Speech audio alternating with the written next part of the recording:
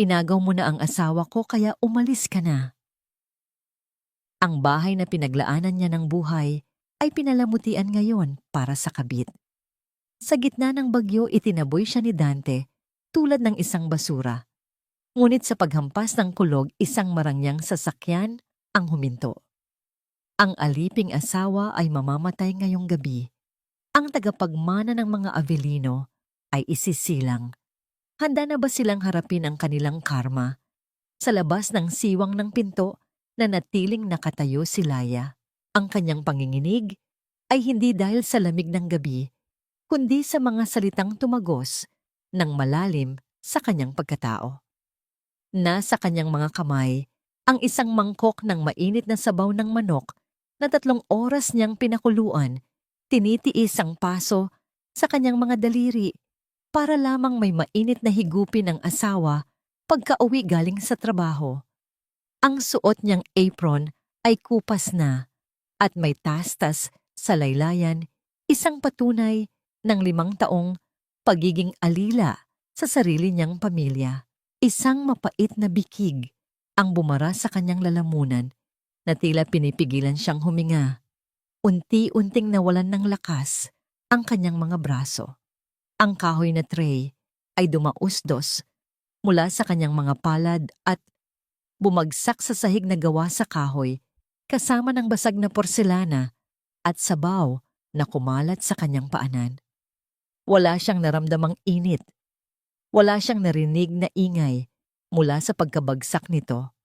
Ang tanging umalingaw-ngaw sa kanyang isipan ay ang tahimik na pagkadurog ng kanyang puso. Mabilis na bumukas ang pinto. Bumulaga sa kanya ang inis na mukha ni Dante, walang bakas ng pag-aalala sa asawang nakatayo sa gitna ng basag na porselana. Sa halip na tulungan siya, walang awang inihagis ng lalaki ang isang makapal na sobre sa kanyang dibdib. Nagkalat sa sahig ang mga papel ng annulment at isang larawan ng ultrasound na may pangalan ng ibang babae. Mabuti at narinig mo na. Ayoko na ng pabuhat, Laya. Gusto ko ng totoong pamilya at ibibigay iyon sa akin ni Clara. Sumunod na lumabas ang biyenan niyang si Doña Carmen na kapamewang at matalim ang tingin. Walang pag-aalinlangang hinablot ng matanda ang murang singsing sa panginginig na daliri ni Laya na nag-iwan ng pulang marka sa kanyang balat. Wala kang karapatang magdala ng kahit ano mula sa pamamahay na ito. Wala kang naiambag baog ka na nga palamunin pa. Lumayas ka na bago pa dumating ang manugang ko. Itinulak siya palabas ng pintuang bakal.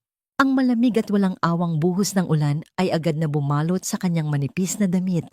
Nakayuko siyang napaluhod sa basang semento. Gamit ang mga daliring nasugatan sa mga bubog, kanina, pinilit niyang pulutin ang isang napunit na litrato ng kanilang kasal na tinapakan ni Doña Carmen.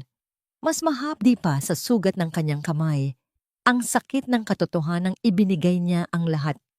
Isinuko niya ang kanyang kinabukasan, ngunit itinuring lamang siyang basura na madaling itapon.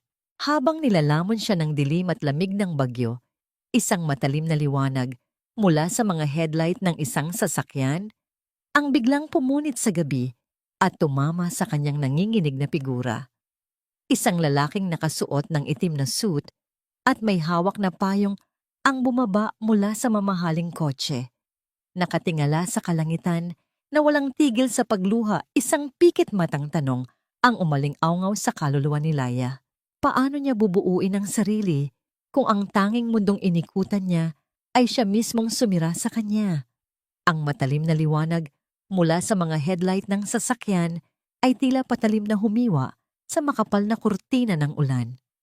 Isang lalaking may edad na ang naglakad palapit sa kanya, bitbit ang isang malapad na itim na payong na sumangga sa malupit na buhos ng bagyo.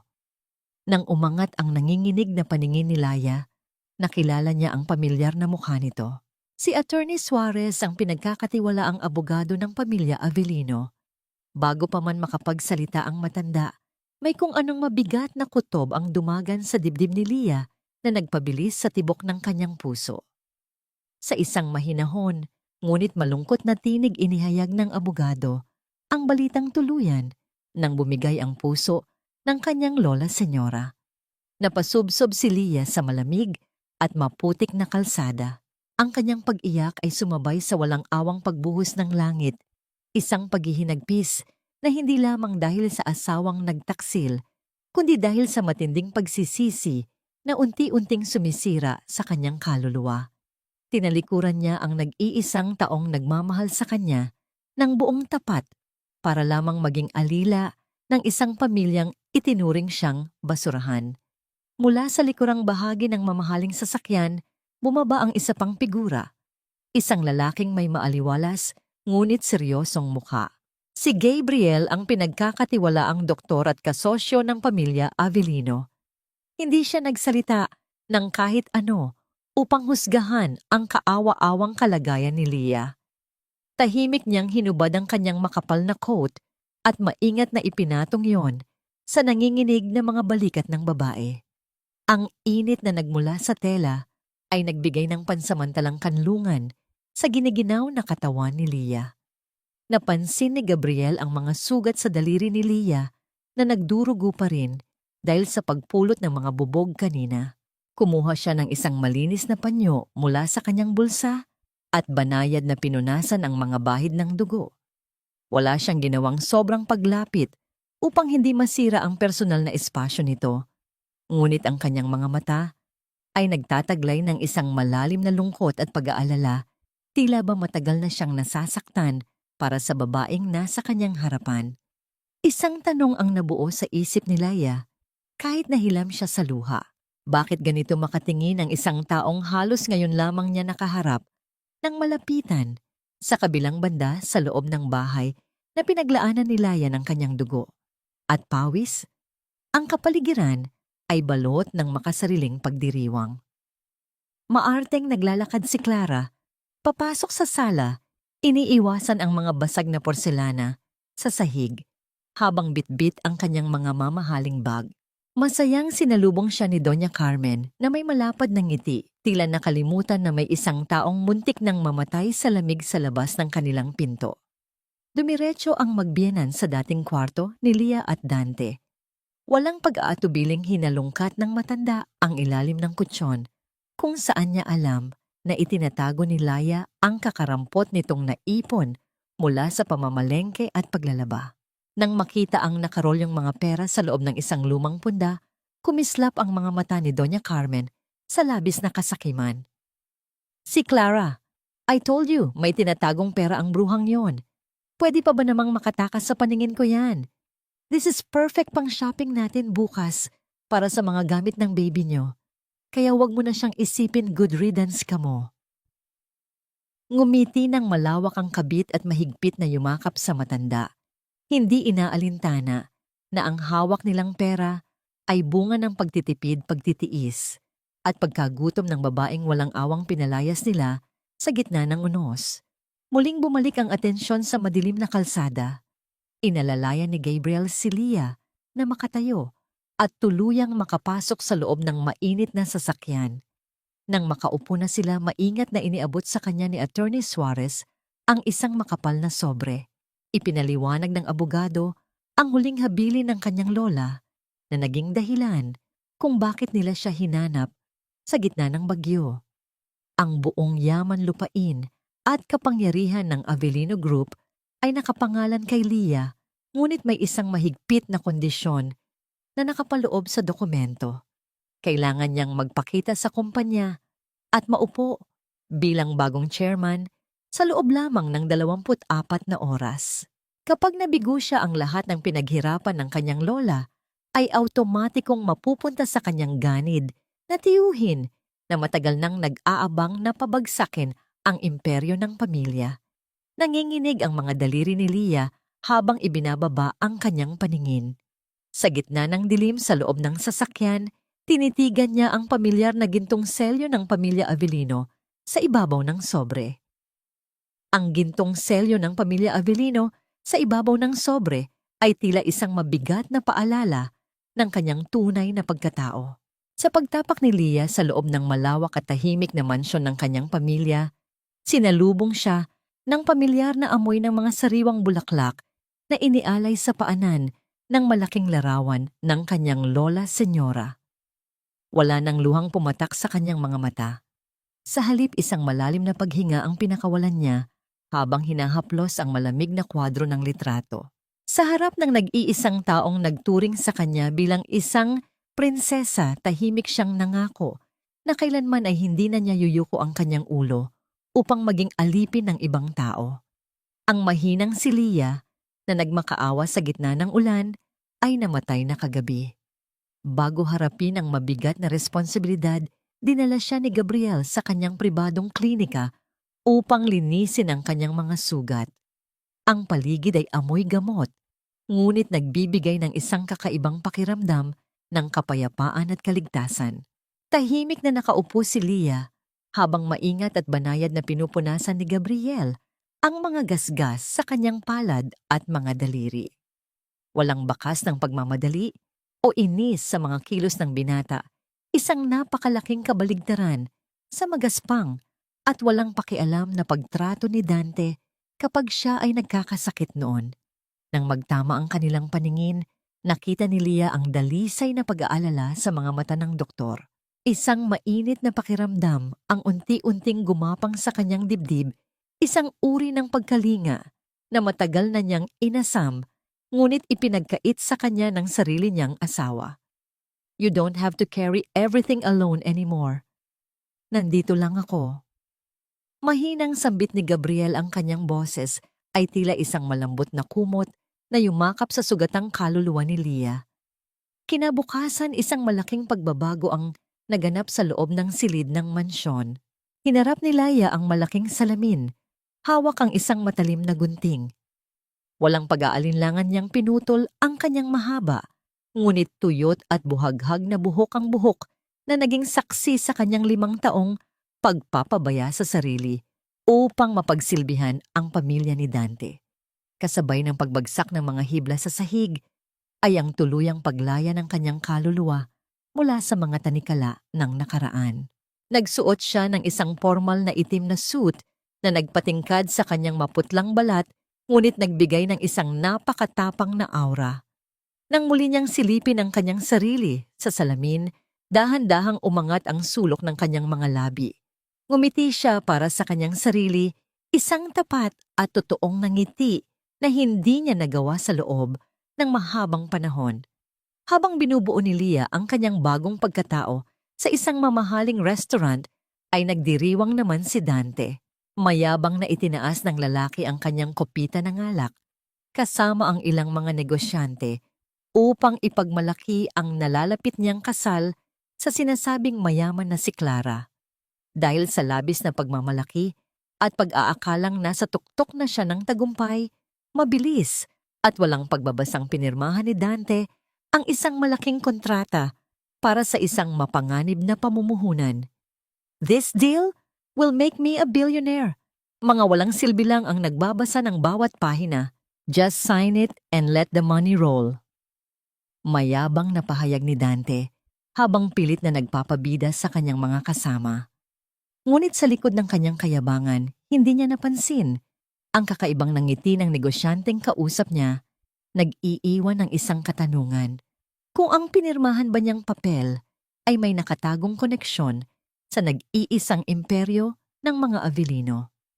Sa pag-usad ng oras, ang tensyon sa loob ng Avellino Group boardroom ay tila kumukulo. Nakatayo na ang ganid na tiyuhin ni Leah sa harap ng lupo ng mga direktor. May nakapaskil na mapangutyang ngiti sa labi habang inihahanda ang kanyang sarili na ideklarang siya na ang bagong tagapamahala ng buong kumpanya. Ngunit bago pa man niya mabigkas ang mga huling salita, bumukas ang malaking pinto ng silid. Pumasok si Leah taas noo at nag-uumapaw sa awtoridad. Lumapit siya sa gitna ng mahabang mesa at buong diin na inilapag ang orihinal na testamento ng kanyang lola. Kasabay ng pagkagulat ng lahat ang ritmong nililikha ng kanyang matutulis na takong na tumatama sa makinis na marmol ay umalingaw-ngaw sa buong silid, nag-iiwan ng isang nakakapasong mensahe na ang tunay na reyna ay nagbalik na. Ang ritmong nililikha ng matutulis na takong ni Laya na tumatama sa makinis at malamig na marmol ay umalingaw-ngaw sa buong silid, nagpapatahimik sa bawat bulungan ng mga miyembro ng lupon. Ang bawat hakbang niya ay tila nagbabadya ng isang malaking unos na babago sa kasaysyan ng pamilya Avellino. Nang marating niya ang pinakabisera ng mahabang mesa, hindi siya sumigaw o nagpakita ng galit. Sa halip ginamit niya ang kanyang matalas na isipan at malalim na kaalaman sa negosyo na 5 taon niyang itinago sa likod ng pagiging isang simpleng may bahay. Isa-isa niyang inilatag ang mga patunay ng katiwalian ng kanyang tiyuhin.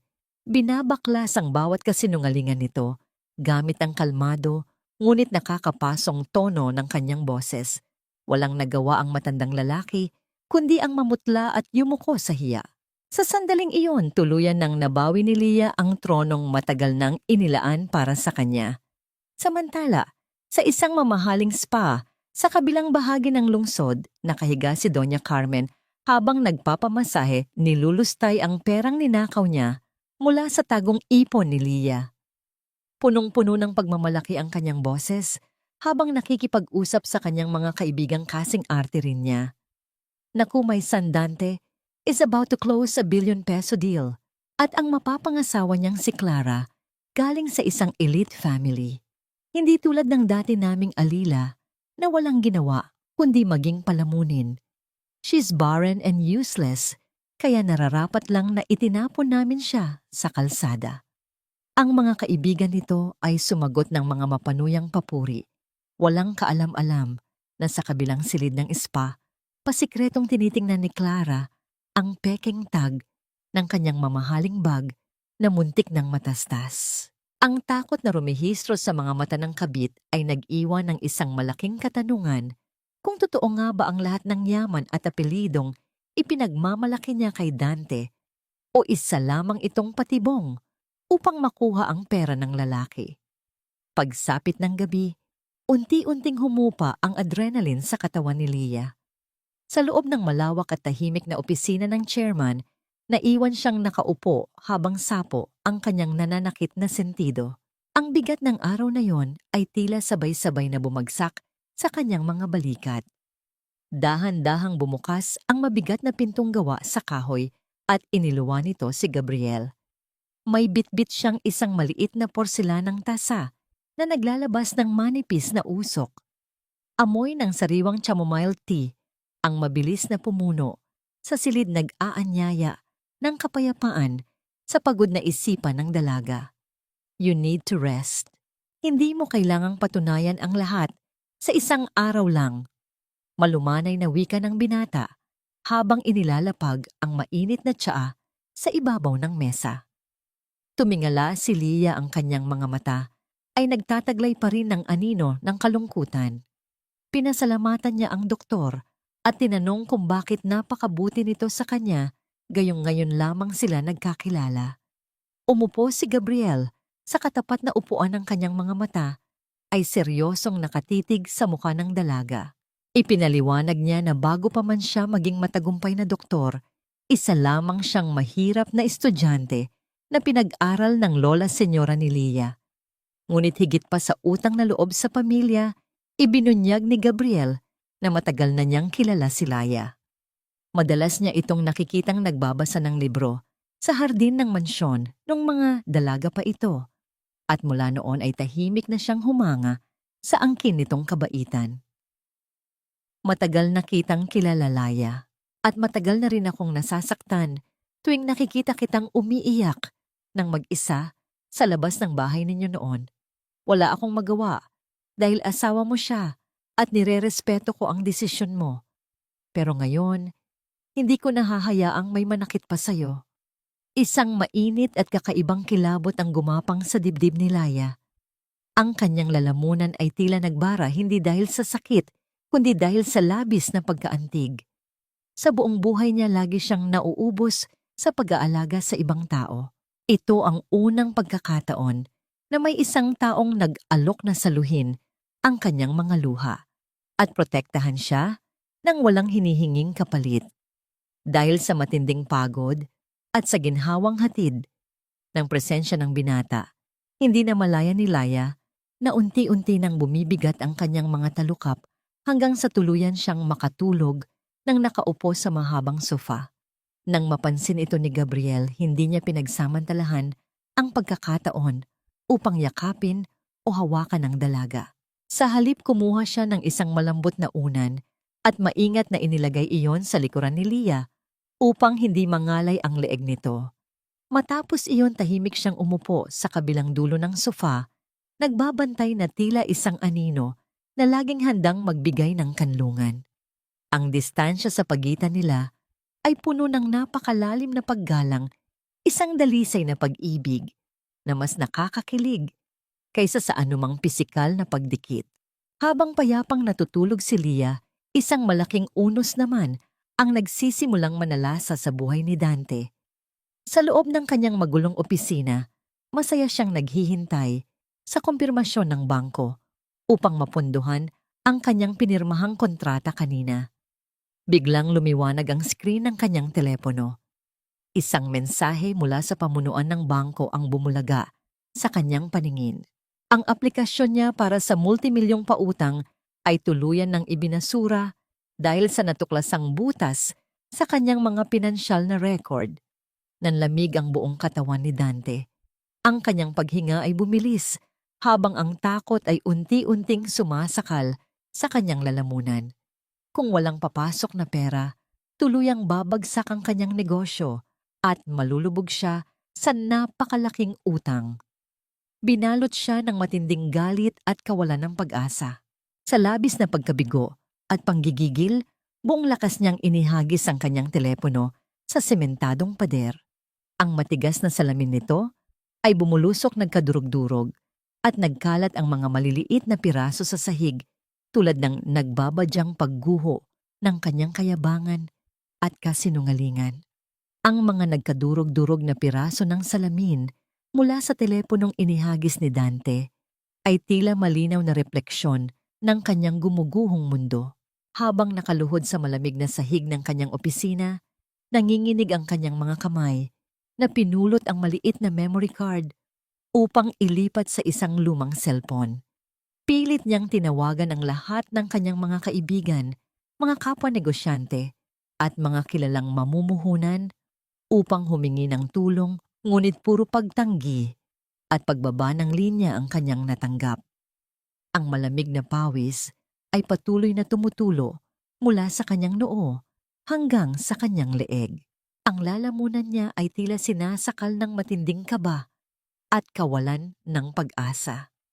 Sa kauna-unahang pagkakataon sa kanyang buhay, naramdaman niya ang matinding takot na mahulog sa kumunoy ng kahirapan nang walang sinumang sasalo sa kanya.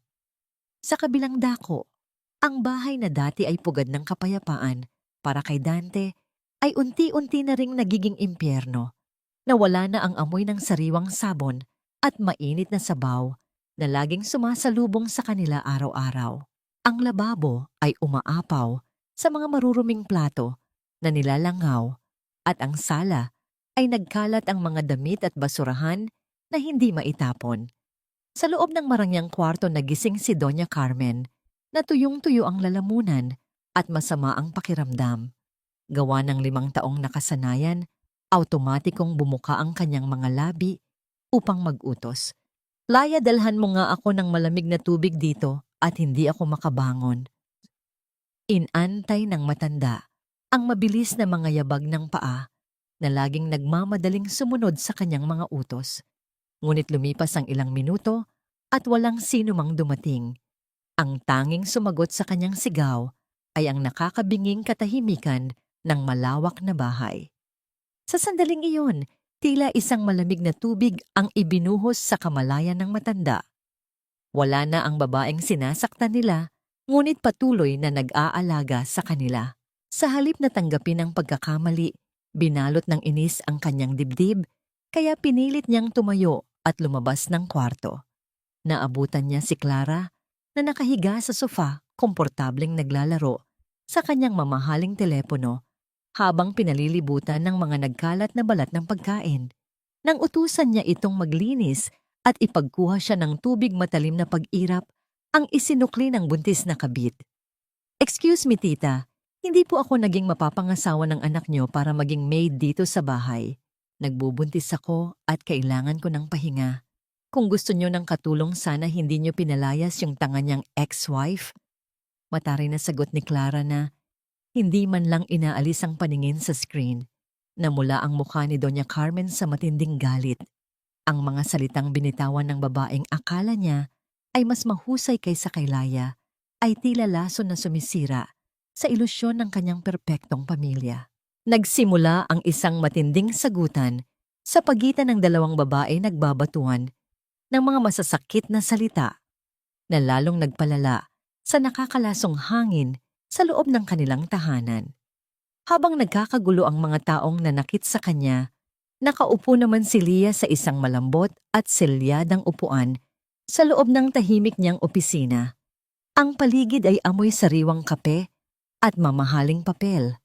Maingat niyang sinusuri ang mga ulat sa pananalapi ng Avellino Group. Sa ilalim ng maingat na investigasyon, natuklasan niya ang matagal nang ginagawang pandaraya ng kanyang tiyuhin. Ang kumpanya ni Dante ay lihim na nakikinabang bilang isang linta sa mga subsidyary ng kanilang imperyo, nakakakuha ng mga hindi makatarungang diskwento at nag-iiwan ng malalaking utang. Walang pag-aalinlangan inutusan ni Lia ang kanyang pangkat ng mga abogado. "I-terminate niyo ang lahat ng kontrata sa kumpanya ni Dante. Wala tayong lugar para sa mga linta. Gusto kong singilin ninyo ang lahat ng utang niya hanggang sa huling sentimo at gawin niyo ito sa legal na paraan." Ang bawat kumpas ng kanyang pluma sa ibabaw ng mga dokumento ay tila matalim na patalim na pumutol sa mga huling kadenang pumupulupot sa kanyang pagkatao. Wala siyang naramdamang awa, tanging ang malalim na ginhawa ng isang taong tuluyan nang lumaya mula sa pagiging biktima. Nang matapos si Laya sa pagpirma, pumasok ang kanyang sekretarya at nagbigay ng isang impormasyon na nagpakunot sa kanyang noo. Isang lalaking nagpakilalang dating punong tagakwenta ng kumpanya ni Dante ang palihim na naghihintay sa conference room, nagmamakaawang makausap ang bagong chairman upang ibunyag ang isang malaking sikreto na maaaring tuluyang magpabagsak sa dating asawa. Pagsapit ng kalaliman ng gabi, ang bahay ni Dante ay balot ng matinding dilim dahil sa hindi pa nababayarang kuryente. Sa loob ng kwarto, tahimik na binuksan ni Clara ang aplikasyon ng bangko sa kanyang telepono upang ilipat ang natitirang pera ni Dante patungo sa kanyang sariling tagong account. Ngunit nang lumitaw ang mga numero sa screen, nanlaki ang kanyang mga mata. Ang balanse ay tuluyan ng naging zero at napakaraming notifikasyon ng mga nakabimbing kaltas dahil sa utang. Nawala ang inosenteng mukha ng babae at pinalitan ito ng isang malamig at nagkukwentang anyo. Mabilis siyang nagbukas ng isang messaging app at nagsimulang mag-type ng mensahe para sa isang hindi nakapangalan na numero. "May problema tayo." Wala na siyang pera at lubog na sa utang. Mukhang palpak ang plano natin. Sa isang mariing pagdiin ng kanyang daliri, mabilis na lumipad ang mensahe sa hangin, nag-iiwan lamang ng bakas ng liwanag sa madilim na silid. Ang sinag ng liwanag mula sa mensaheng ipinadala ni Clara sa gitna ng gabi ay nagmistulang isang tahimik na banta na unti-unting sumakop sa kanilang tahanan.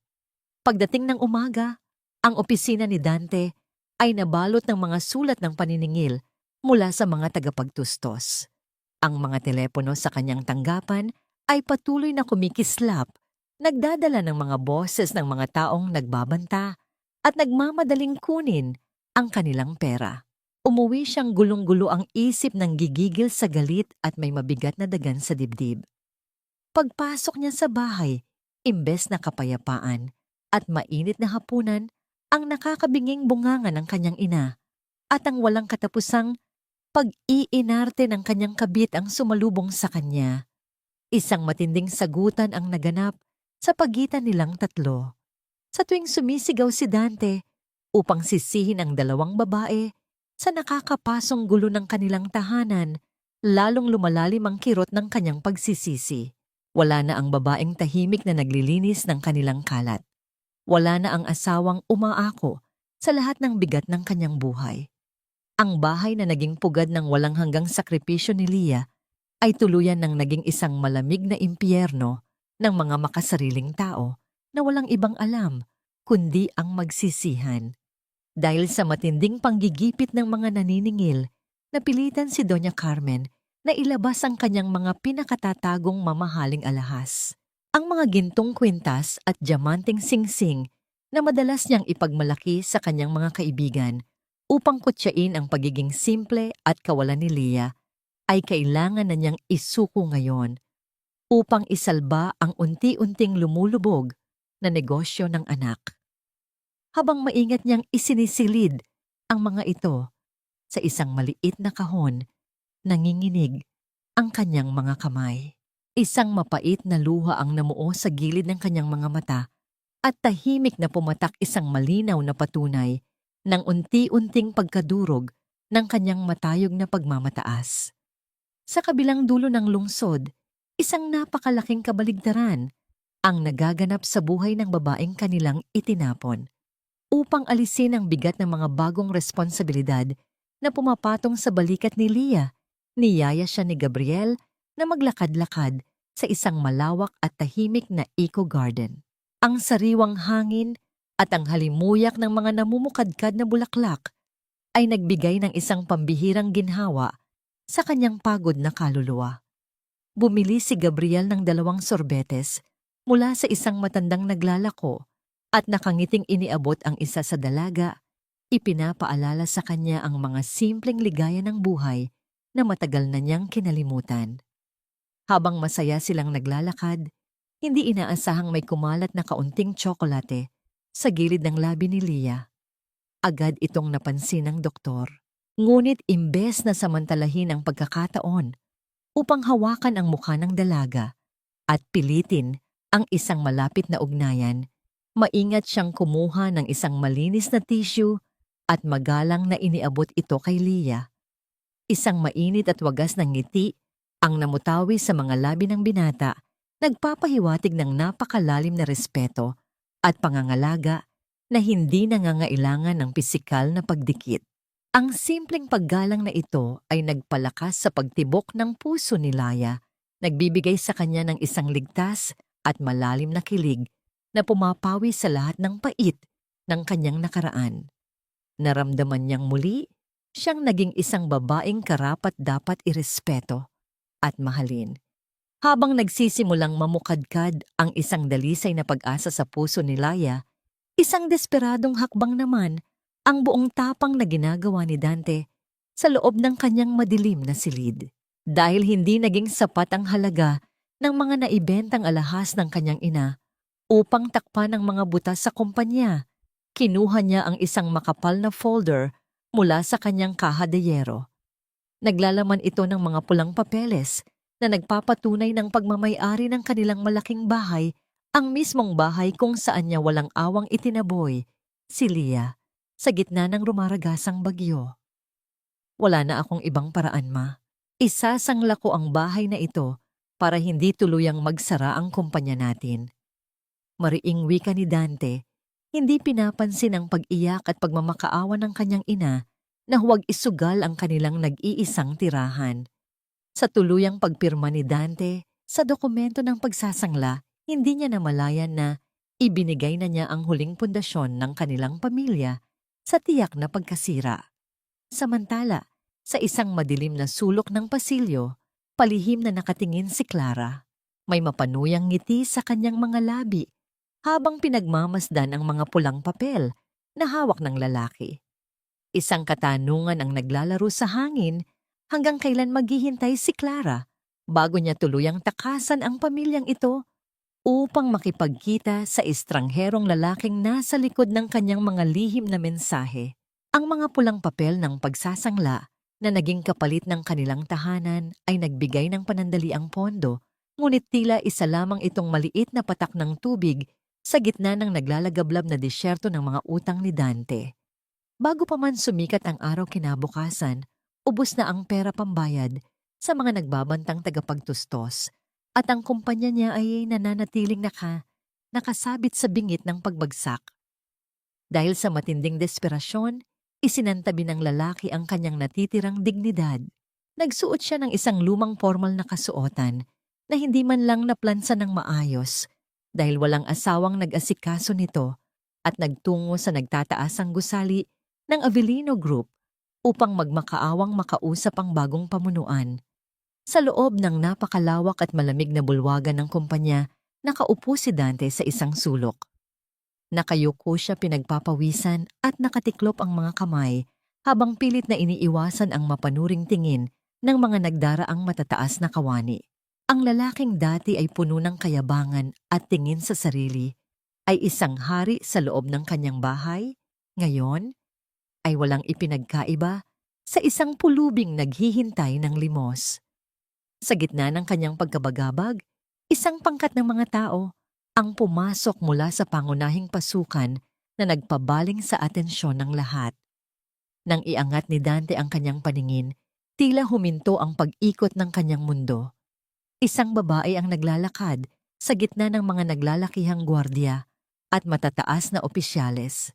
Nakasuot ito ng isang napaka-eleganteng puting kasuotan na sumisimbolo sa kapangyarihan at kalinisan. Ang kanyang ayos ay walang bahid ng kapintasan, nag-uumapaw sa awtoridad na nagpapayuko sa bawat taong kanyang madaanan. Kahit nakatalikod at bahagya lamang nakikita ang gilid ng mukha nito, isang pamilyar na kaba ang biglang yumanig sa dibdib ni Dante. Ang kanyang lalamunan ay natuyo at ang kanyang mga labi ay nanginginig na bumigkas ng isang pangalan, Leah. Ngunit mabilis niyang ipinilig ang kanyang ulo at mapait na ngumiti sa sariling katangahan. Pinaniwala niya ang kanyang isip na imposible ang kanyang nakita. Para sa kanya ang babaeng itinapon niya sa ulan ay habang buhay nang mananatiling isang mahina, baog at walang silbing asawa na hindi kailanman makakatapak sa ganitong kaeksklusibong lugar. Sa likod ng makintab na salamin ng pababang ascensor na hindi kalayuan, malinaw na nakita ni Laya ang nakakaawang bulto ng kanyang dating asawa. Walang anumang gulat na rumehistro sa kanyang magandang mukha, tanging isang napakalamig na tingin na ibinibigay lamang sa isang ganap na estranghero. Ngunit sa kabila ng panlabas na katapangan, ang kanyang katawan ay hindi maiwasang mag-reek sa mga alaalang pilit na bumabalik. Kinuyom niya ang kanyang mga palad ng napakahigpit hanggang sa ang kanyang matutulis na kuko ay bumaon sa kanyang sariling balat at halos magpadugo rito. Ang bawat diin ay kumakatawan sa lahat ng pasakit na ipinalasap sa kanya ng lalaking iyon. Bago pa man tuluyang masugatan ni Laya ang kanyang sarili, isang mainit at malaking palad ang dahan-dahang pumatong sa kanyang nakakuyom na kamao. Si Gabriel, walang binanggit na salita ang binata. Ang kanyang mga mata ay nanatiling nakatingin sa unahan, ngunit ang kanyang hinlalaki ay marahang humaplos sa ibabaw ng kamay ni Laya. Tahimik na pinapaluwag ang tensyon sa mga daliri ng dalaga hanggang sa tuluyan itong bumuka. Ang simpleng pagpapadama ng init na yon ay tila isang matibay na kalasag na pumigil sa lahat ng multo ng nakaraan. Sa pamamagitan ng hawak ni Gabriel, naramdaman ni Leah na hindi na siya nag-iisa at hindi na niya kailangang masaktan pang muli.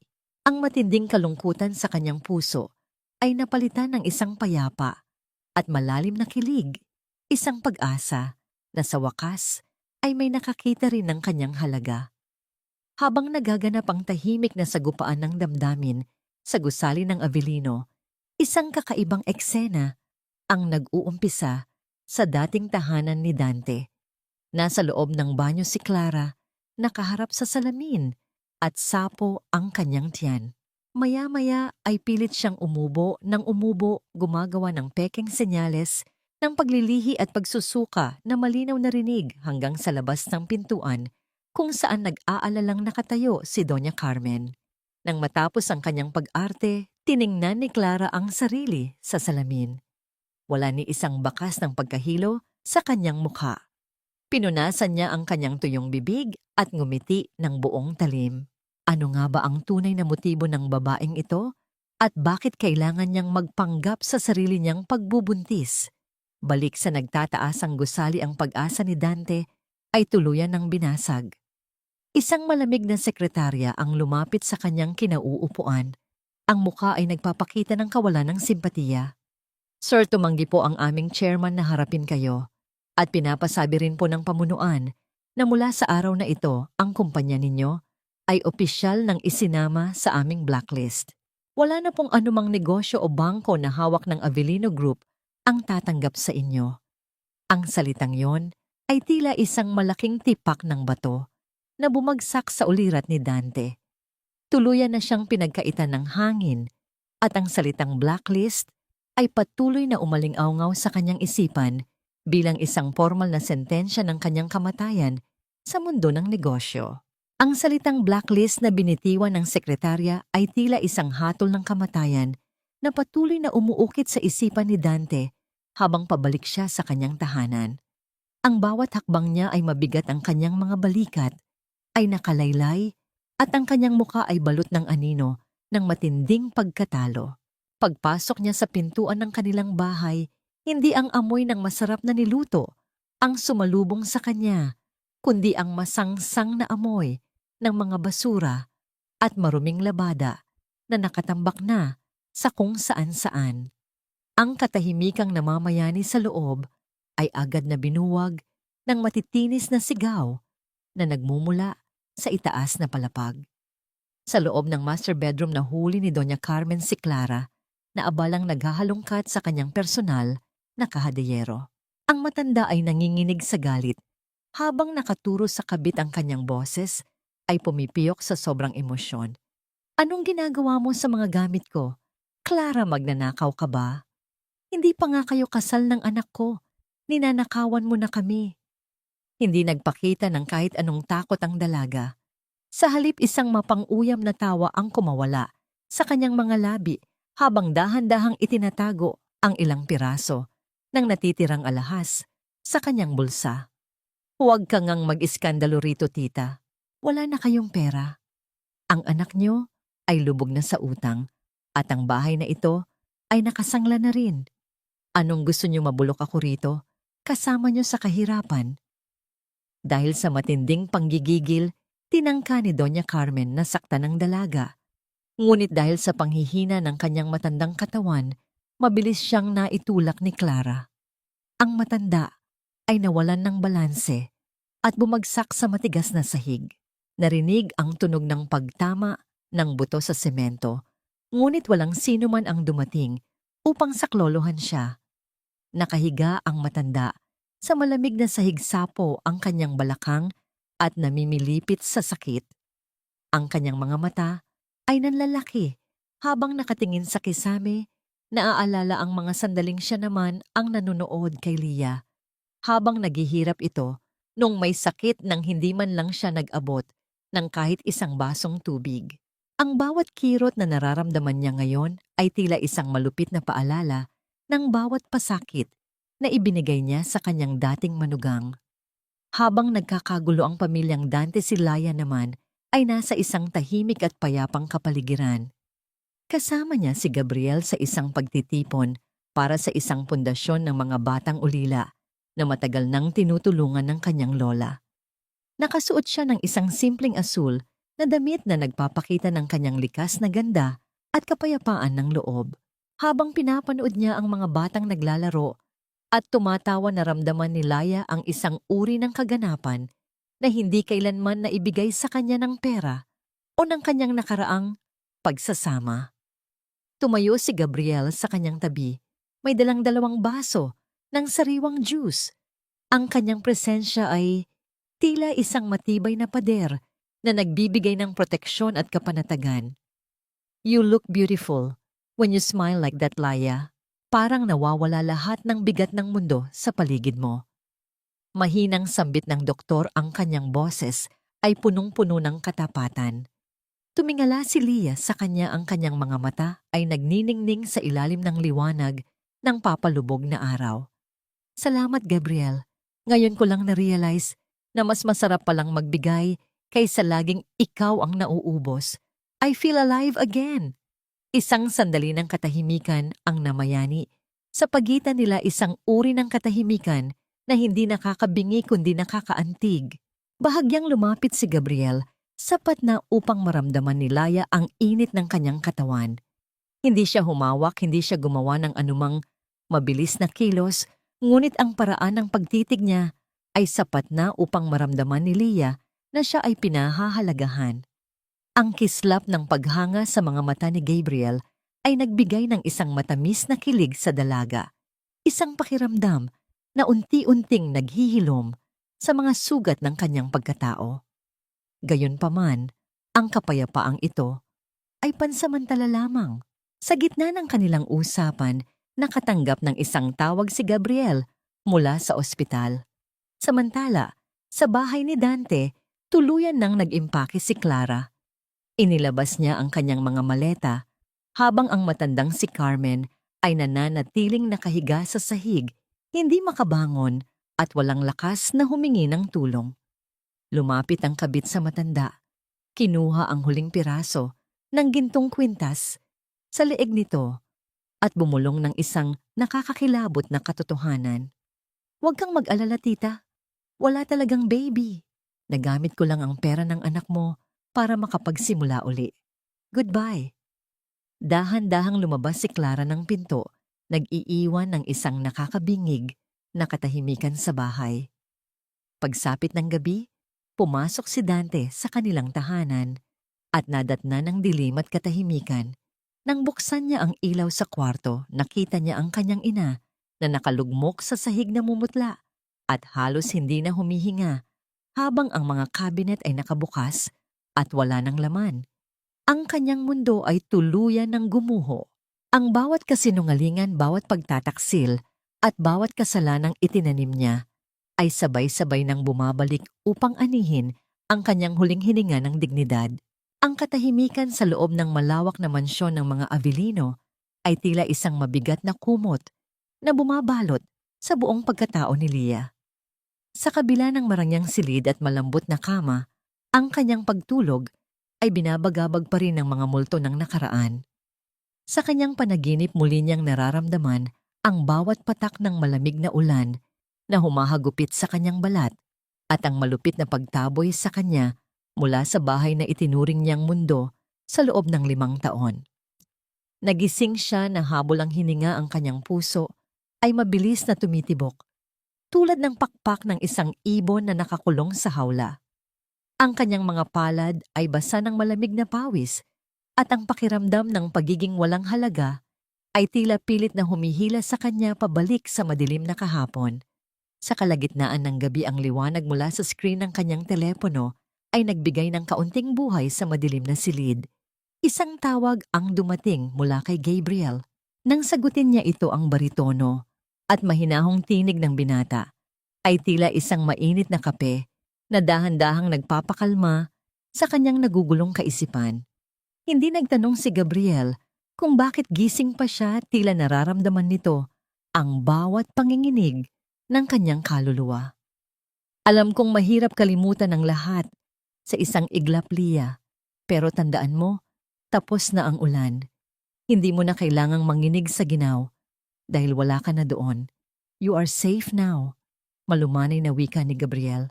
Ang mga salitang iyon ay nagpadama kay Laya ng isang uri ng kapayapaan na matagal na niyang kinalimutan. Sa bawat salita ng binata, unti-unting humuhupa ang kaba sa kanyang dibdib, pinalitan ng isang matamis na pag-asa. Kinabukasan dinala siya ni Gabriel sa isang matandang simbahan sa gilid ng lungsod.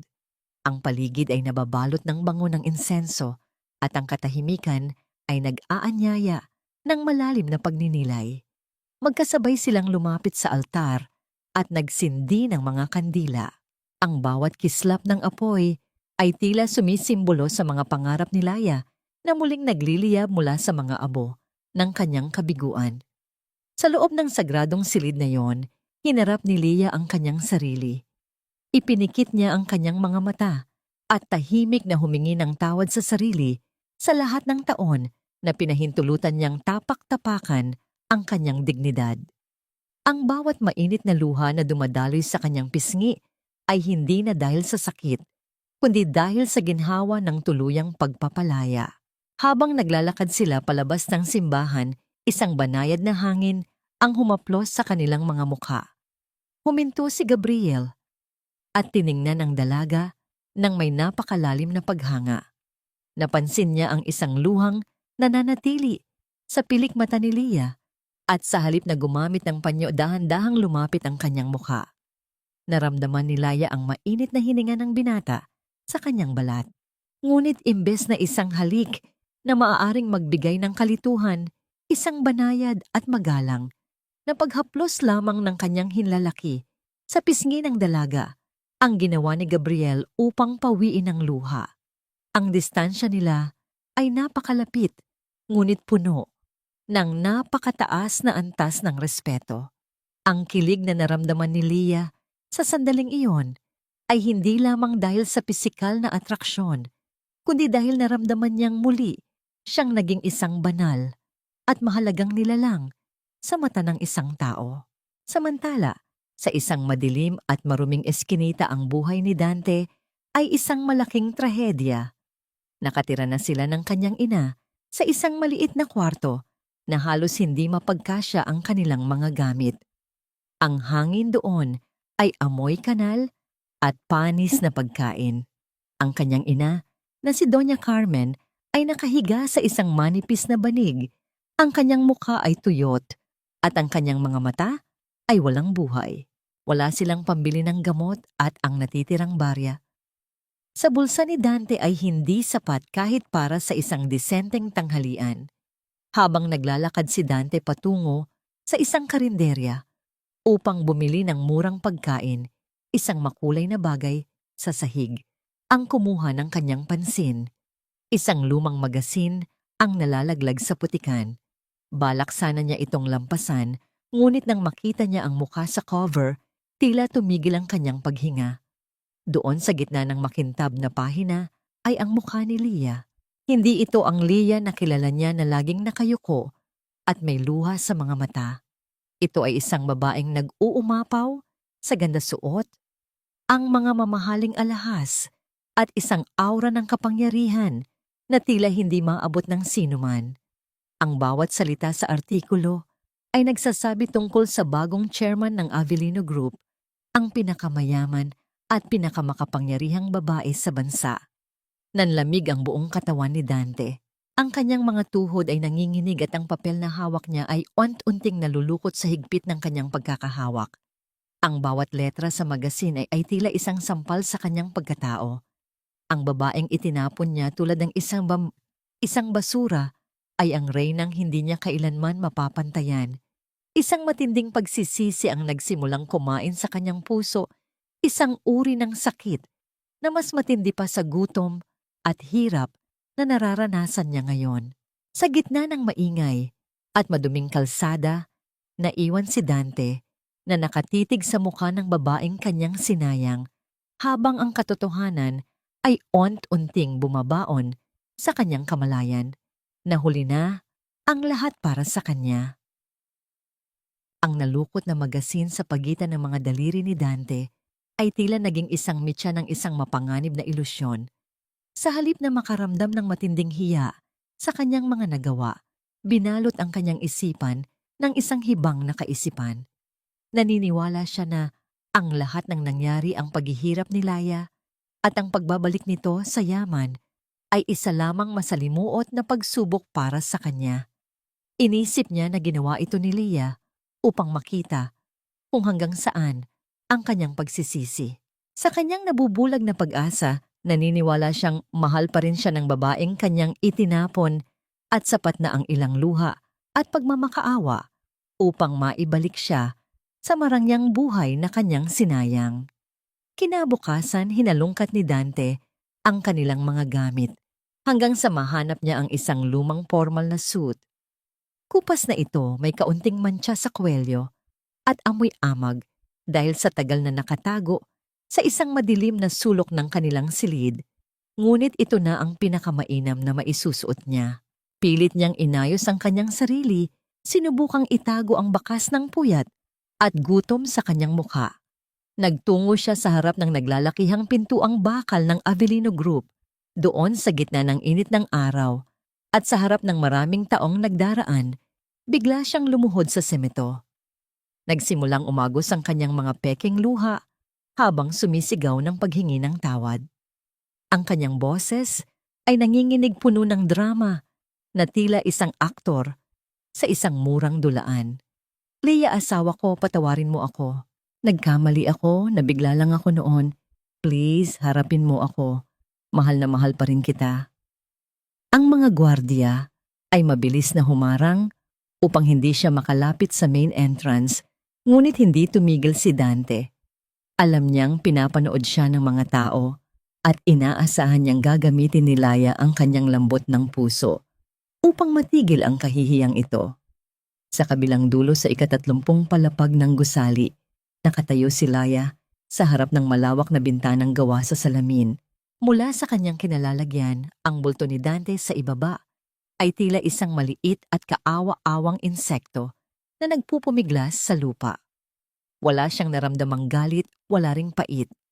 Ang tanging nanatili sa kanyang dibdib ay ang isang malalim at malamig na kawalan ng pakialam.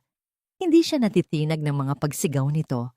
Sa katunayan, ang bawat salita ni Dante ay lalong nagpapatunay sa kanya kung gaano kalaki ang pagkakamaling nagawa niya nang mahalin niya ang lalaking ito noon.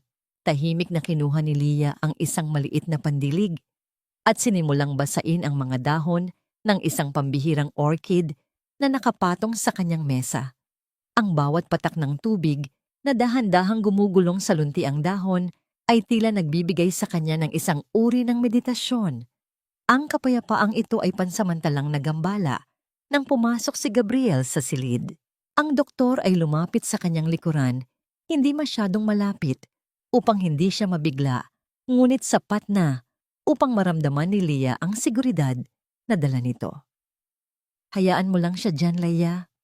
Ang mga taong gumagamit ng emosyon para mangmanipula ay hindi karapat-dapat bigyan ng kahit isang segundo ng atensyon mo. Malumanay na paalala ni Gabriel. Ang kanyang tinig ay parang isang angkla na nagpapanatili kay Leah sa katotohanan. Tumingin si Leah sa kanya at tumango. Alam ko, Gabriel, hindi na ako ang babaeng nadadala sa mga luha niya.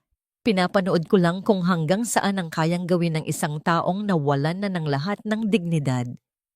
Nang makita ni Dante na walang lumalabas upang sunduin siya o bigyan siya ng pansin ang kanyang mga pekeng luha, ay uwant-unting natuyo pinalitan ng isang matalas at desperadong kislap sa kanyang mga mata.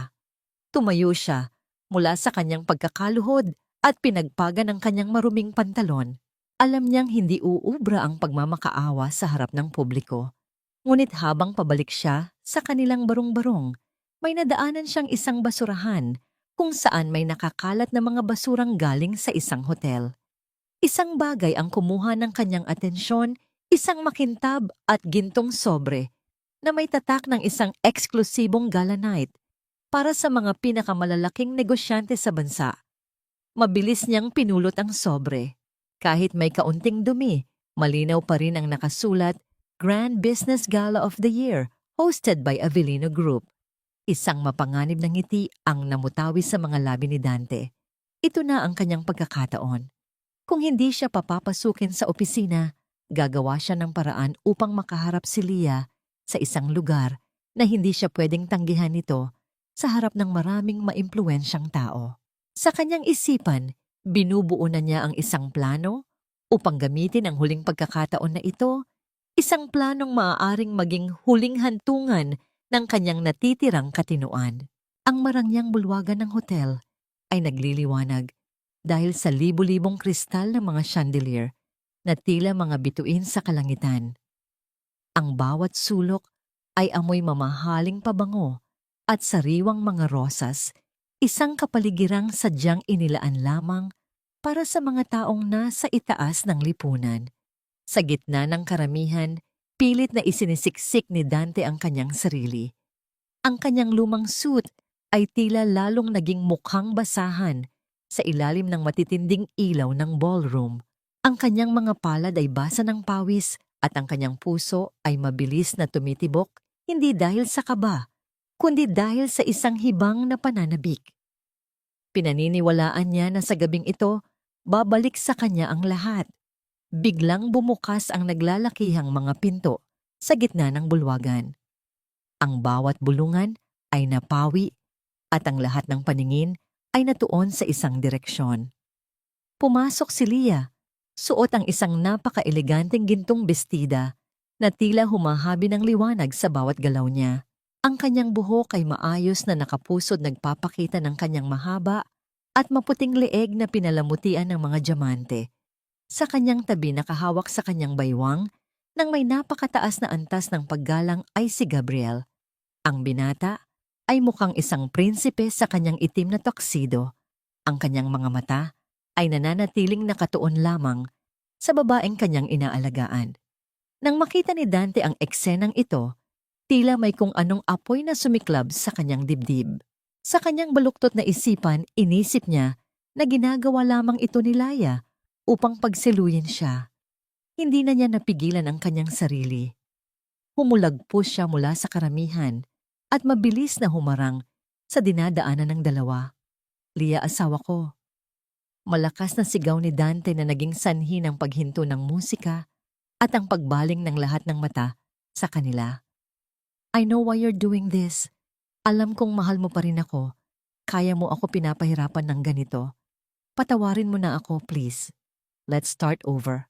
Iwanan mo na ang lalaking yan at bumalik ka na sa akin. Ang mga tao sa paligid ay nagsimulang magbulungan ng ilan, ay nagpapakita ng pandidiri sa itsura at inasal ng lalaki. Nanatiling kalmado si Leah. Walang bakas ng galit sa kanyang mukha, tanging isang napakalalim na awa para sa isang taong tuluyan nang nawala sa katotohanan. Dahan-dahan niyang binitiwan ang braso ni Gabriel at humakbang ng isang beses pabalik kay Dante. Mula sa kanyang maliit na clutch bag, kumuha siya ng isang nakatuping papel. Mr. Montenegro. Simula ni Leah ang kanyang boses ay malinaw at matatag sapat na upang marinig ng lahat. Hindi ako naghihiganti sa'yo. Ang pagbagsak mo ay hindi ko gawa, kundi bunga ng sarili mong mga desisyon. At ang ideyang mahal pa kita, iyon ang pinakamalaking pagkakamali mo. Inabot ni Leah ang papel kay Dante. Ito ay isang kopya ng kanilang dokumento ng annulment na may tatak na ng korte. Narito ang huling piraso ng ating nakaraan. Ibinabalik ko na sa iyo ang kalayaang hiningi mo noong gabi ng bagyo. Come on, vidatato itudo Dante. Dahil kung hindi mo ako itinapon sa ulan, hindi ko matatagpuan ang tunay na halaga ko. At hindi ko makikilala ang lalaking tunay na marunong rumespeto sa isang babae. Tinalikuran siya ni Leah at muling kumapit sa braso ni Gabriel. Ang kahihiyang naramdaman ni Dante sa harap ng lahat ng makapangyarihang tao ay tila naging isang laso na sumira sa kanyang huling katinuan. Ang kanyang mukha ay namula sa panggigigil at ang kanyang mga mata ay nanlisik sa galit. Hindi niya matanggap na tinanggihan siya ng babaeng dati ay sa kanya lamang umiikot ang mundo. Sa isang iglap, nawala ang kontrol ni Dante. Itinaas niya ang kanyang kamay, ang kanyang kamao ay nakakuyom, at ang kanyang mga braso ay mabilis na humampas sa hangin patungo sa mukha ni Leah. Ngunit bago pa man dumapo ang anumang pananakit sa balat ng dalaga, isang mabilis na pag-indayog ng braso ang naganap mula sa gilid. Ang malakas na puwersa ng braso ni Gabriel ay tumama sa panga ni Dante Sanhi upang ang lalaki ay mawalan ng balanse at bumulusok pabagsak sa makinis na sahig ng ballroom. Ang tunog ng katawan ni Dante na tumama sa marmol ay nagpadama ng isang nakakangilong katahimikan sa buong bulwagan. Ang bulto ni Dante na bumagsak sa basang semento sa labas ng Marangyang Hotel ay tila isang maruming basahan na walang awang itinapon ng mga gwardiya. Ang malalaking pinto ng bulwagan ay dahan-dahang nagdikit na gahatid ng isang pinal na tunog ng pagtanggi na nag-iwan sa kanya sa gitna ng rumaragasang ulan. Ang lamig ng gabi ay tila naging libu-libong karayom na tumutusok sa kanyang balat, isang eksaktong pag-uulit ng eksenang naranasan ni Leah Noong gabing siya naman ang nagtaboy dito. Ngunit sa pagkakataong ito, walang sasakyang hihinto. Para sa kanya, walang kamay na mag-aalok ng payong. Tanging ang mapait na tubig ng langit ang sumasabay sa kanyang hiya at pagkatalo. Pilit siyang bumangon at lumakad pabalik sa kanilang tinitirhang barong-barong sa gilid ng estero. Ang paligid ay amoy panis na pagkain at nabubulok na basura. Pagpasok niya, ang tuyot at matalim na tinig ni Doña Carmen ang sumalubong sa kanya. Ang matanda ay nakahiga pa rin sa manipis na banig, ang kanyang balakang ay namamaga at ang kanyang mga mata ay nanlilisik sa gutom at galit. Dante, nasaan ang pera? Nasaan ang pagkain? Akala ko ba babalik tayo sa mansyon dahil sa babaeng yon? Wala kang kwenta. Pinabayaan mo akong mabulok dito. Napaupo si Dante sa isang kanto ng silid. Ang kanyang mga kamay ay nanginginig habang hinahawakan ang kanyang panga na namamanhid pa rin dahil sa suntok ni Gabriel. Sa gitna ng kadiliman at ng ingay ng ulan sa bubong na yero, isang imahe ang biglang nabuo sa kanyang isipan. Naalala niya ang bawat gabi noong si Laya pa ang kasama niya. Naalala niya ang amoy ng bagong plansang damit, ang malinis na sahig, at ang mainit na sabaw ng manok na laging handa kahit anong oras siya umuwi. Napagtanto niya na ang lahat ng kaginhawaang tinatamasa niya noon ay hindi dahil sa kanyang kakayahan, kundi dahil sa sakripisyo ng babaeng binaliwala niya. Isang matinding pagsisisi ang humukay sa kanyang dibdib, isang uri ng sakit na mas matindi pa sa suntok na natanggap niya. Samantala, sa loob ng isang tahimik at mainit na sasakyan, nakaupo si Laya kasama si Gabriel. Ang paligid ay balot ng bango ng leather at ng mahinang kanta na nagmumula sa radyo. Nang makarating sila sa harap ng mansyon, hindi agad bumaba si Laya. Ang kanyang mga balikat ay nagsimulang manginig at ang kanyang mga palad ay nakatakip sa kanyang mukha. Doon sa harap ng tanging lalaking rumespeto sa kanya, ibinuhos ni Lia ang lahat ng luhang pilit niyang pinigilan sa loob ng ballroom. Hindi ito luhang galing sa lungkot, kundi luhang galing sa napakalaking ginhawa. Ang lahat ng watang ng loob, ang lahat ng pangaalipusta, at ang lahat ng multo ng kanyang nakaraan ay tila unti-unting natutunaw sa bawat patak ng kanyang luha. Hindi nagmadali si Gabriel. Hindi niya pinilit na patahimikin ang dalaga. Sa halip, dahan-dahan niyang inabot ang kamay ni Lia at marahang hinawakan ang kanyang mga daliri. Ang kanyang paghawak ay punong-puno ng paggalang, isang tahimik na pangakong hinding-hindi niya bibitawan ng dalaga.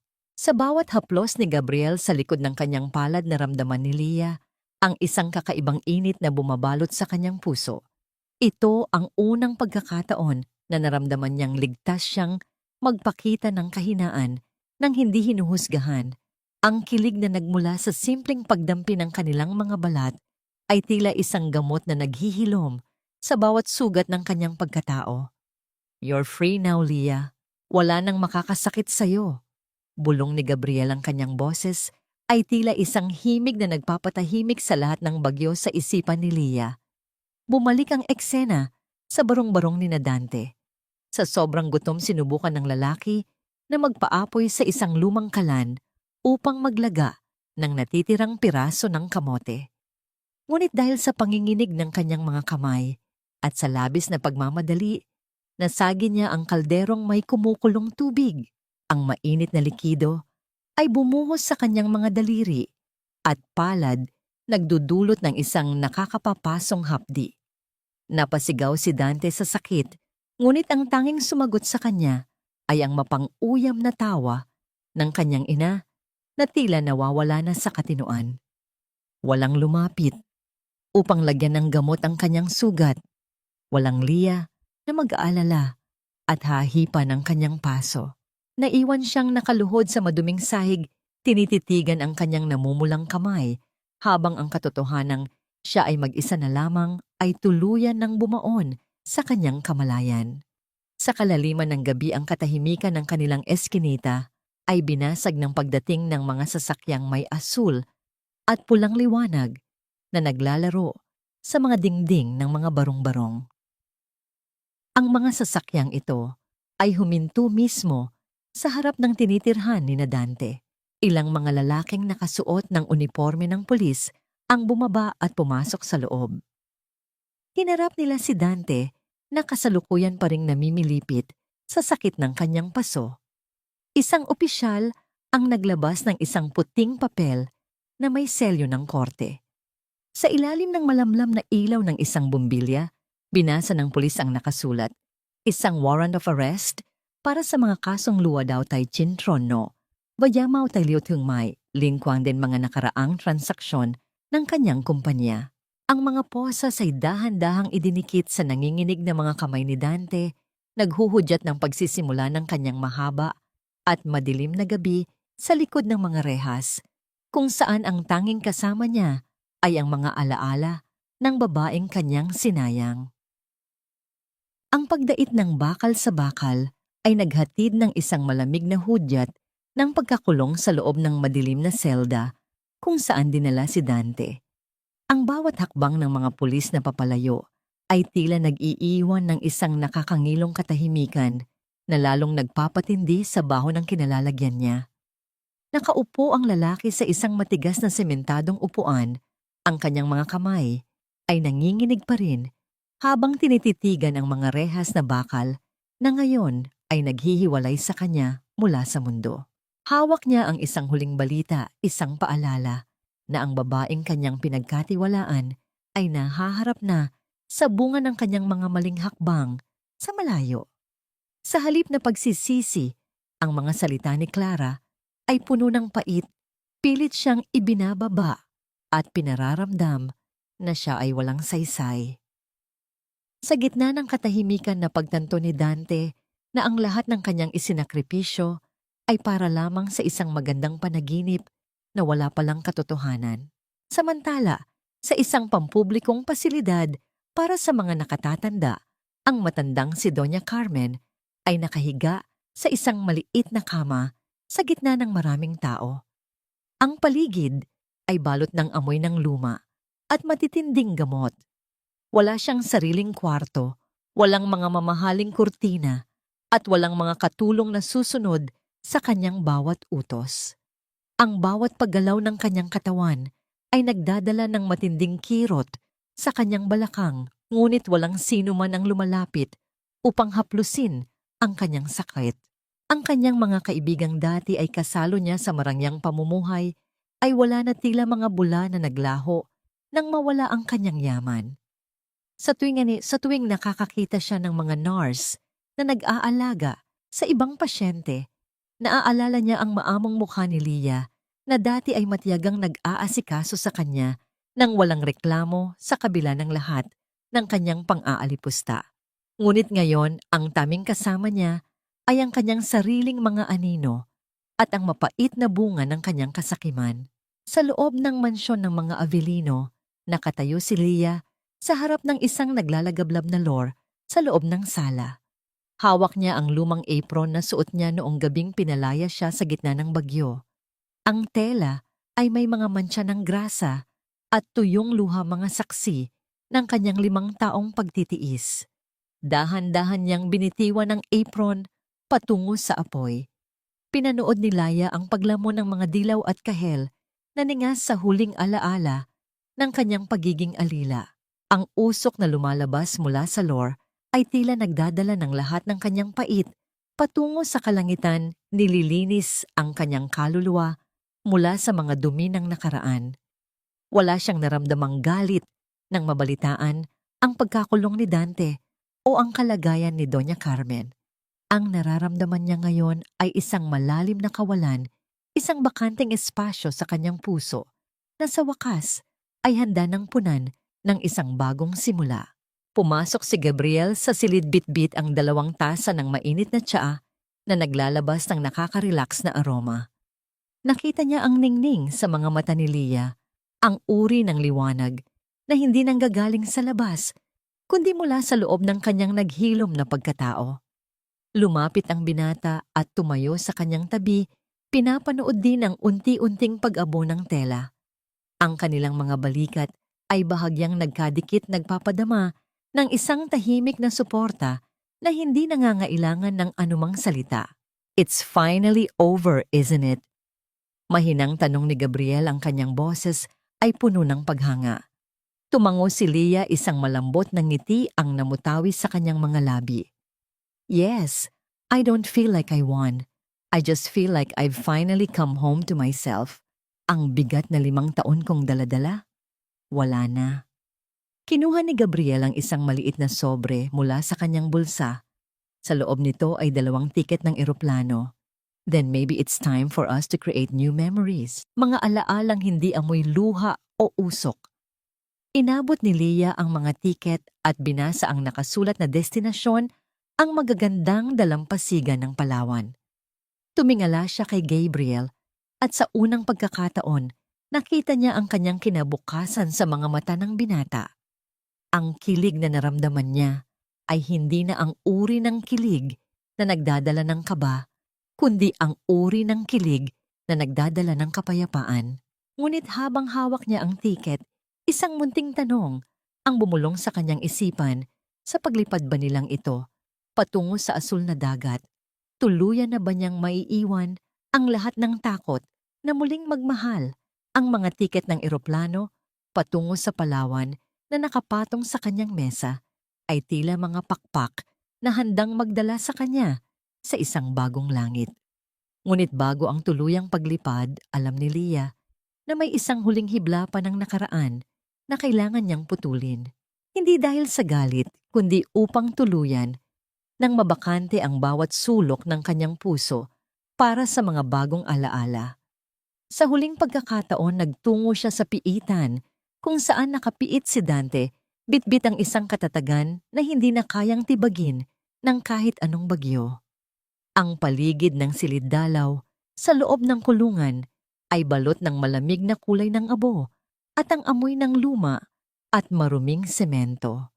Sa pagitan ng makapal na salamin na naghihiwalay sa kanila, lumitaw ang bulto ni Dante. Halos hindi na makilala ang lalaking dati ay puno ng kayabangan.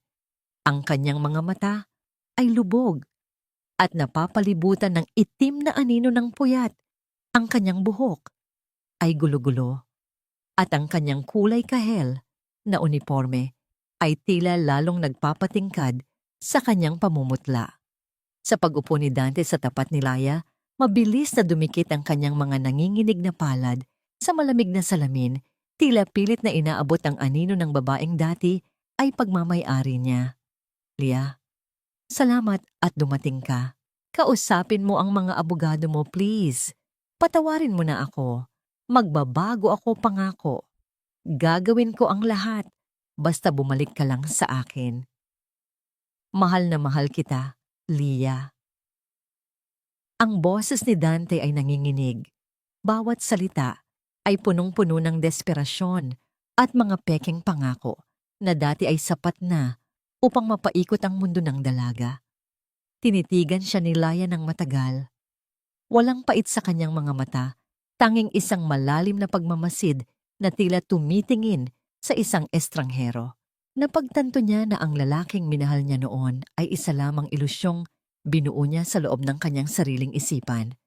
Ang lalaking nasa harap niya ngayon ay isang anino lamang ng kanyang sariling pagkakamali. Hindi mo ako mahal, Dante. Mahinahon, ngunit mariing tugon ni Leah, ang kanyang tinig ay hindi nagpakita ng kahit anong emosyon. Ang mahal mo ay ang mga bagay na nagagawa ko para sa'yo. Mahal mo ang pagkakaroon ng isang alilang laging handang sumalo sa lahat ng dumi mo.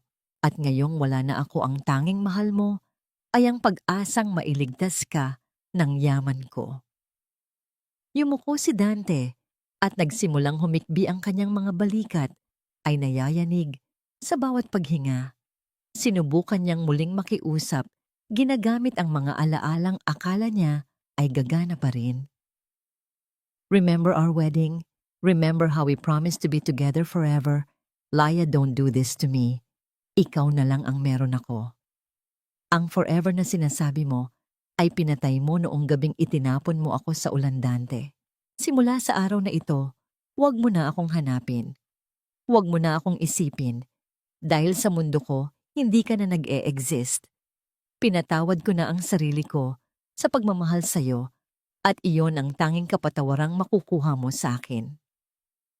Tumayo si Leah, hindi na hinintay ang susunod na sasabihin ng lalaki. Sa pagtayo niya ang tunog ng kadena sa mga kamay ni Dante na tumama sa matigas na lamesa ay naghatid ng isang pinal na hatol sa kanilang relasyon. Hindi lumingon si Leah. Ang bawat hakbang niya palabas ng madilim na pasilyo ng piitan ay tila nagpapadama ng isang kakaibang gaan sa kanyang buong pagkatao. Ang bawat pinto na nagsasara sa kanyang likuran ay tila nagsasabing tapos na ang kanyang sentensya sa sarili niyang kahapon. Sa labas ng malaking pintuang bakal ng kulungan, ang sikat ng araw ay tila isang mainit na yakap na sumalubong kay Leah. At doon sa ilalim ng asul na kalangitan, nakatayo si Gabriel sa tabi ng kanyang sasakyan.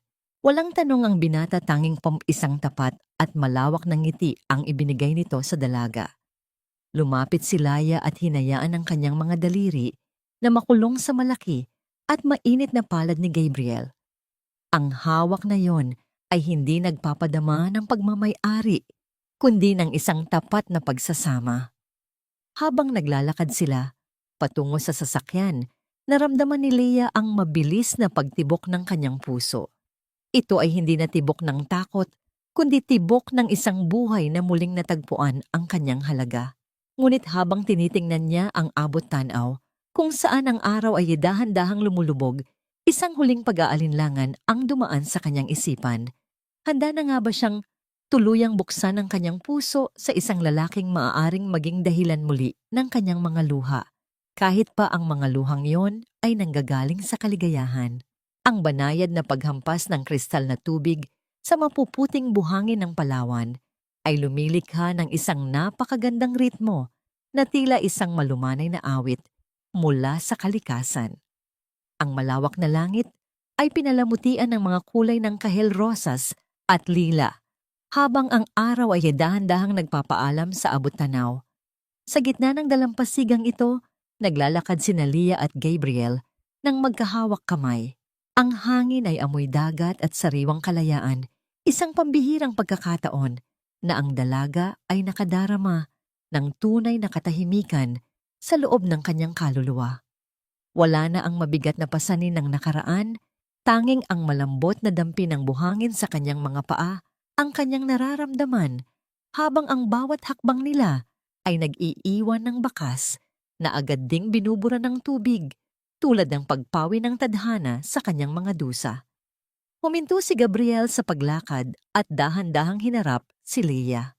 Ang sikat ng papalubog na araw ay tumatama sa kanyang mukha, nagpapakita ng isang napakataas na antas ng katapatan at paghanga. Hindi siya nagsalita agad.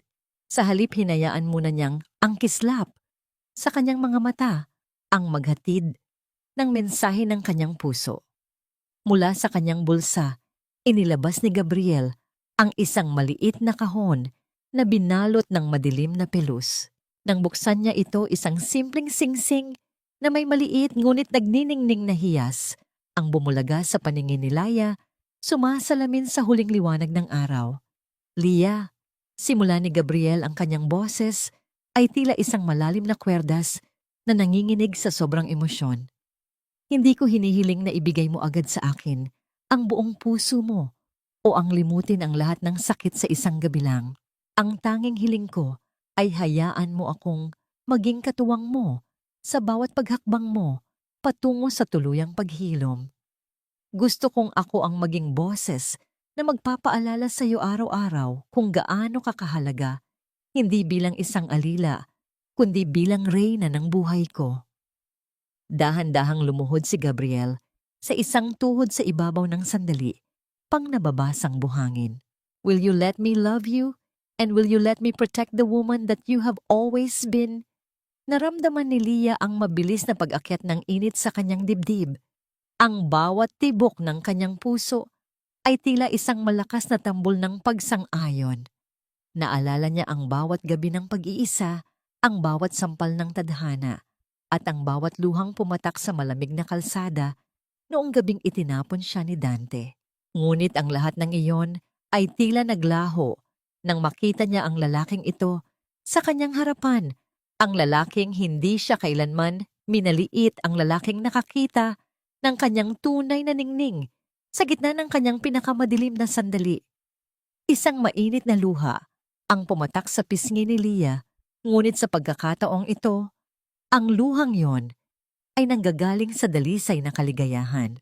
Isang malambot na ngiti ang namutawi sa kanyang mga labi habang dahan-dahang iniaabot ang kanyang nanginginig na kamay kay Gabriel.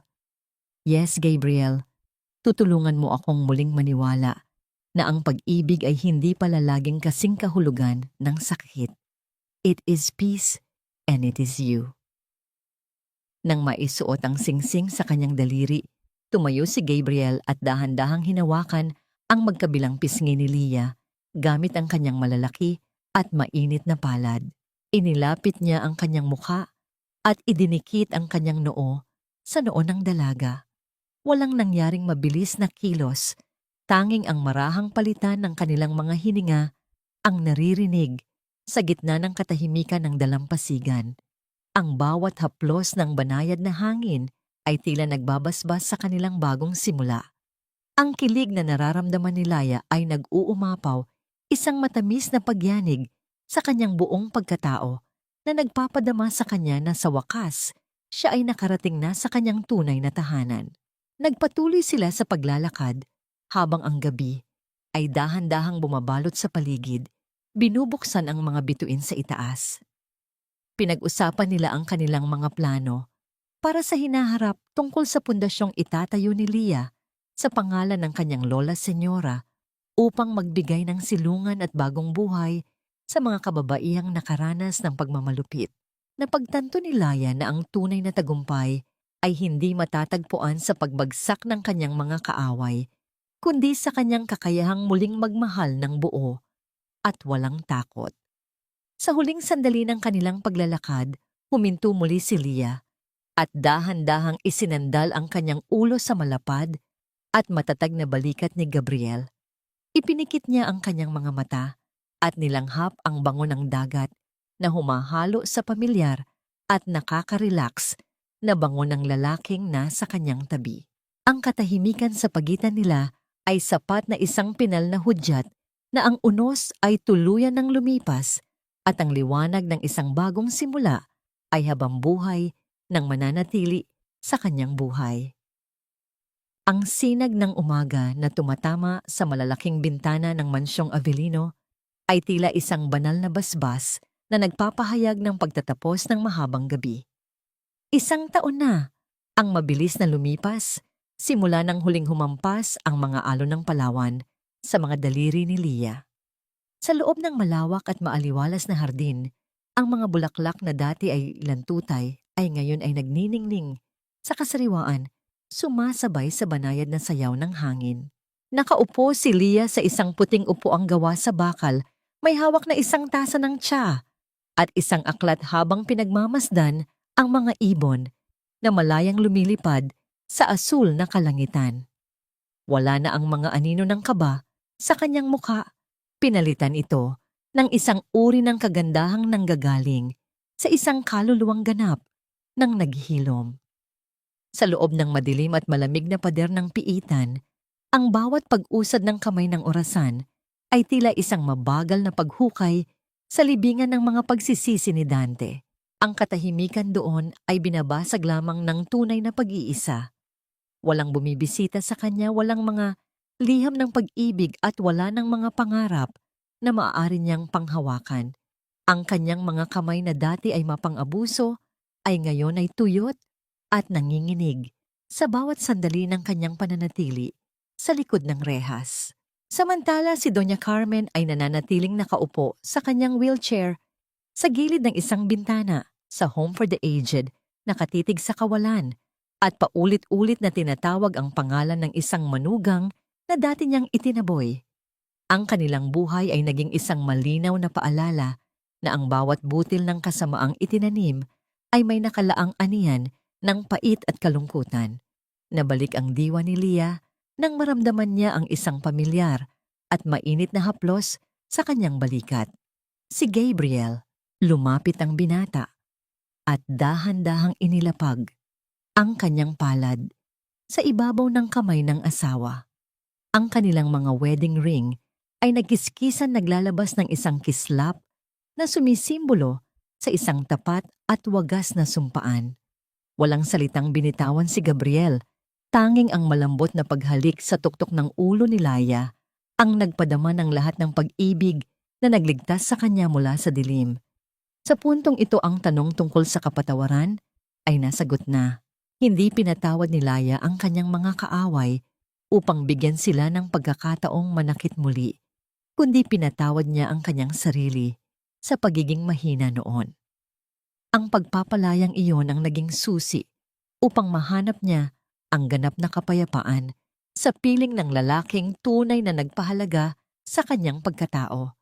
Ang buhay ni Lia Avellino ay naging isang makabuluhang aral para sa lahat ng mga kababaihang nakikinig. Isang patunay na ang tunay na halaga ng isang babae ay hindi nasusukat sa kanyang kakayahang magtiis sa gitna ng pang-aabuso o sa kanyang pagsasakripisyo para sa mga taong hindi marunong rumespeto. Ang bungmin ng isang reyna ay muling nagniningning lamang kapag natutunan niyang mahalin ang kanyang sarili ng higit sa lahat. Ang sugat ng nakaraan ay maaaring mag-iwan ng pilat, ngunit ang mga pilat na yon ay hindi tanda ng kapangitan, kundi tanda ng isang mandirigmang nagtagumpay laban sa unos ng tadhana. Habang unti-unting lumulubog ang araw at ang mga bituin ay nagsisimulang magpakita isang huling malalim na paghinga, ang pinakawalan ni Laya. Isinandal niya ang kanyang ulo sa dibdib ni Gabriel, nararamdaman ang bawat matatag na tibok ng puso nito, na tila isang martsa patungo sa isang masayang kinabukasan. Ang lahat ng luha, ang lahat ng pait at ang lahat ng hapdi ay tuluyan ng naging bahagi ng isang kwentong tapos na.